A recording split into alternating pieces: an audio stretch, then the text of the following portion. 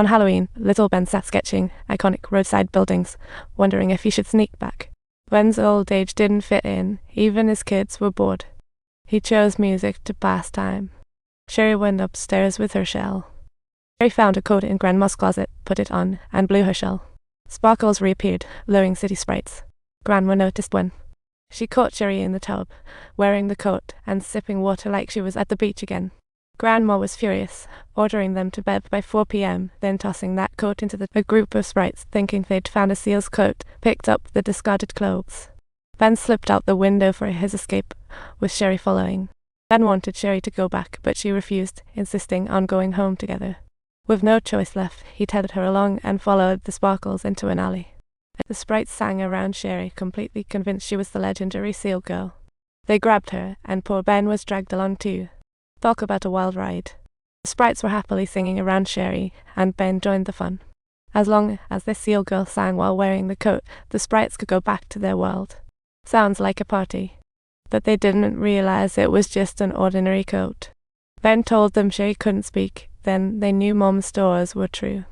The sprites cheered, only to be startled by some flying owls swooping in. Ben quickly pulled Sherry into pipe for safety. Talk about a creepy twist. Sprites guarded the entrance, blocking attacks. Owls started to suck their emotions in jars. Before petrifying, they begged Ben to find the coat.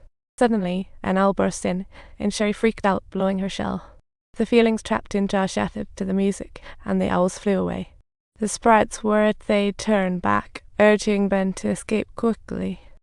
When they finally emerged, a bus appeared, but the driver informed them it only went halfway. What a bummer. The remaining journey won't start till tomorrow. They had to leave. Ben never expected his sister to be the seal girl. On the bus, Sherry kept blowing her shell. Seeing the Sparkles dart into the woods, Sherry got off the bus despite Ben's protests and followed them. Ben, fearing they attract owls, pulled her back and stopped Sherry from blowing further, and she walked in the opposite direction per her map. Yet they found themselves in a creepy forest, suddenly hearing animal cries. Thinking it was an owl, Ben ducked for cover, but there was Lonna's mischievous face.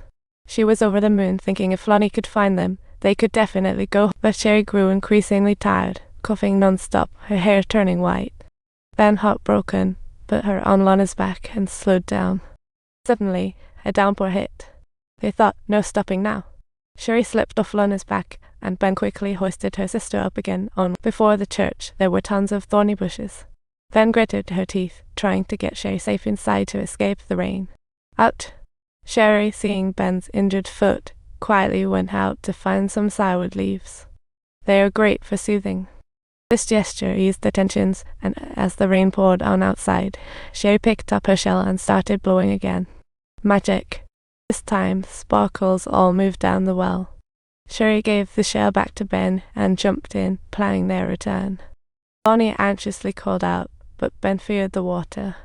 Seeing Ben immobile, Lonnie jumped in, pulling Ben down too.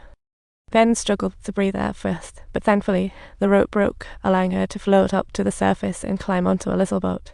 Time to set sail. After catching her breath and clearing her mind, she paddled along, following the Sparkles. Meanwhile, Sherry was being snatched away by the owls. Suddenly, a song woke her up.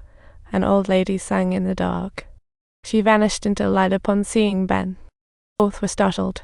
The floating Sparkles caught the old lady's eye. She grabbed one, chanted a spell, and Sparkles flew from her hand. The dark cave lit up instantly, and Ben recalled Mom's stories about a little one swimming in the sea, gazing at her hair. Magical memories. The great recorder used their hair to document everything, each strand a tale. The old lady picked a hair to show Ben, revealing the story of the giant Mike. Losing her beloved, her tears formed the sea. As she wept, waters rose, nearly drowning everyone. Sherry was turning to stone. Without her coat, she couldn't sing and would die that night. If she did, the sprites would perish too. If you enjoyed this story, don't forget to subscribe to our channel.